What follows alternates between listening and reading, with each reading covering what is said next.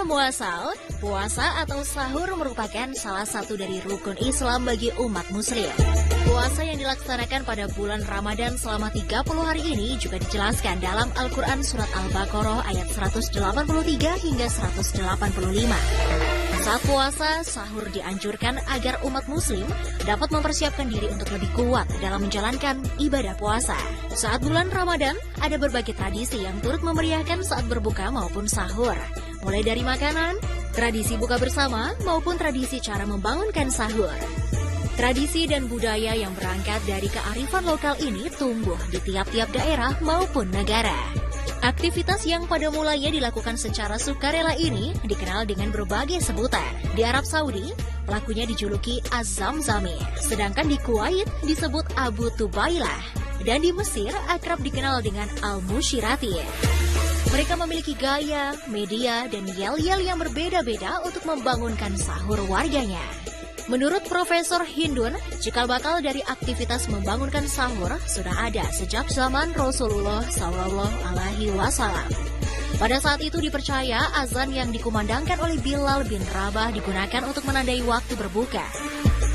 Sedangkan waktu sahur ditandai dengan azan yang dikumandangkan oleh Abdullah bin Umi Maktum.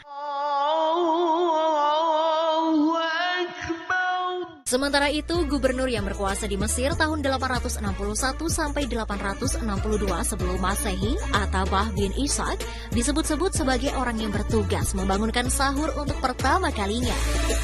Tidak hanya laki-laki saja yang dapat bertugas untuk membangunkan sahur.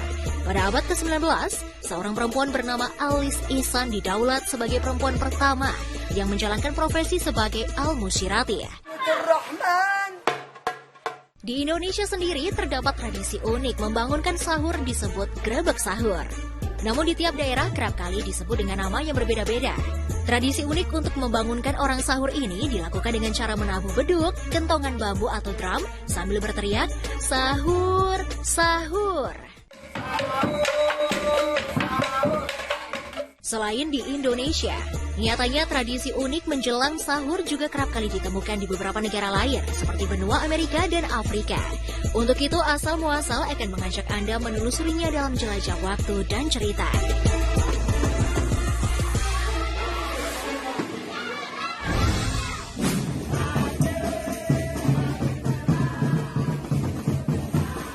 Jika di Indonesia, tradisi membangunkan sahur dilakukan oleh sekumpulan remaja atau anak-anak, beda halnya dengan tradisi membangunkan sahur di negara Maroko.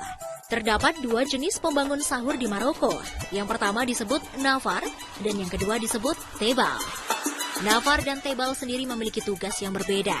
Jika nafar menggunakan trompet kecil untuk membangunkan sahur, maka tebal akan menggunakan drum untuk membangunkan orang sahur.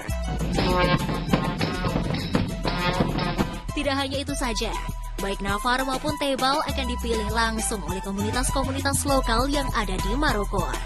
Nafar dan tebal juga wajib menggunakan pakaian tradisional yang disebut sebagai gandaro, serta perlengkapan tambahan seperti topi dan sendal.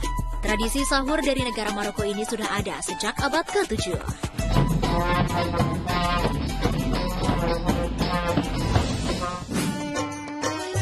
Bergeser ke Mesir, acara membangunkan sahur khas Mesir ini tidak jauh berbeda dengan negara Maroko.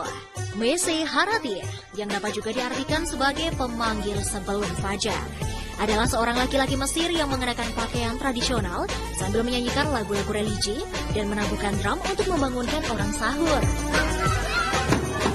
Beberapa desa di Mesir menyebut Mese Harati dengan istilah Al-Tabil atau penabuh drum. Berbeda dengan Mesa Harati, Al-Tabil akan berjalan mengelilingi desa sambil memukul drum dan mengetuk pintu rumah sambil memanggil nama penghuninya.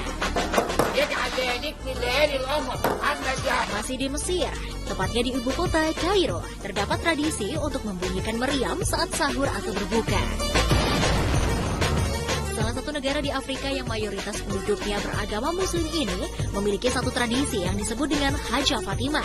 Di Mesir, bulan Ramadan adalah sebuah bulan festival, di mana berbagai macam kegiatan dilaksanakan di pusat kebudayaan seperti taman dan galeri kota.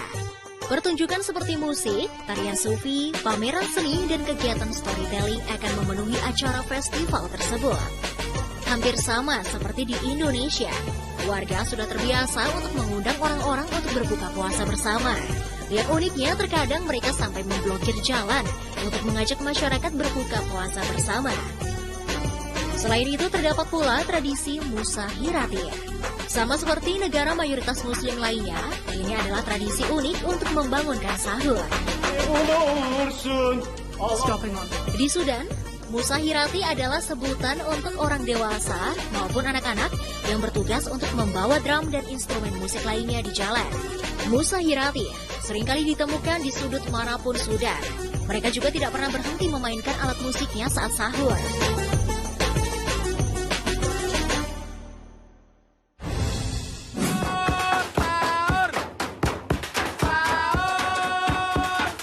Jika di Indonesia terdapat tradisi ngabuburit atau sahur keliling, maka berbeda dengan negara Aljazair.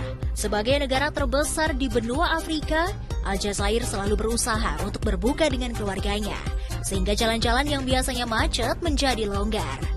Berbeda dengan Indonesia, yang mengadakan ngabuburit sebelum berbuka. Di Aljazair, kehidupan masyarakat baru dimulai saat malam hari. Rakyat Aljazair lebih suka menggelar acara sampai sahur di hotel atau di restoran besar dengan tema Saharat Ramadiniyah atau begadang di bulan Ramadan. Acara seperti makan-makan, minum kopi, dan mendengarkan musik biasanya dilakukan hingga menjelang sahur. Di benua Amerika atau yang sering dijuluki sebagai benua merah ini juga memiliki tradisi unik saat sahur. Meskipun penduduk muslim di benua Amerika terbilang cukup sedikit, tapi tidak membuat umat muslim di sana tidak memiliki tradisi khusus di bulan Ramadan. Umat muslim di benua Amerika memiliki tradisi unik untuk berbuka puasa. Mereka sering menyebutnya dengan potluck. Potluck sendiri merupakan sebuah acara buka bersama yang sudah sejak lama dilakukan oleh masyarakat muslim di Amerika. Dalam acara tersebut, setiap orang yang menghadiri acara tersebut diharuskan untuk membawa makanan dan minuman yang nantinya akan dinikmati dengan cara kekeluargaan. Jika biasanya sahur dilaksanakan di rumah masing-masing, maka berbeda dengan orang-orang di benua Amerika. Para keluarga di Amerika Serikat nyatanya melakukan sahur dengan keluarga muslim lainnya di sebuah tempat, baik di rumah salah satu kenalan sesama muslim ataupun tempat lain yang sudah ditentukan. Berbeda dengan sebagian orang Indonesia yang wajib memasukkan nasi dalam menu sahur. Masyarakat muslim di Amerika terkadang juga tetap memasukkan burger dan hotdog dalam menu sahur loh pemirsa.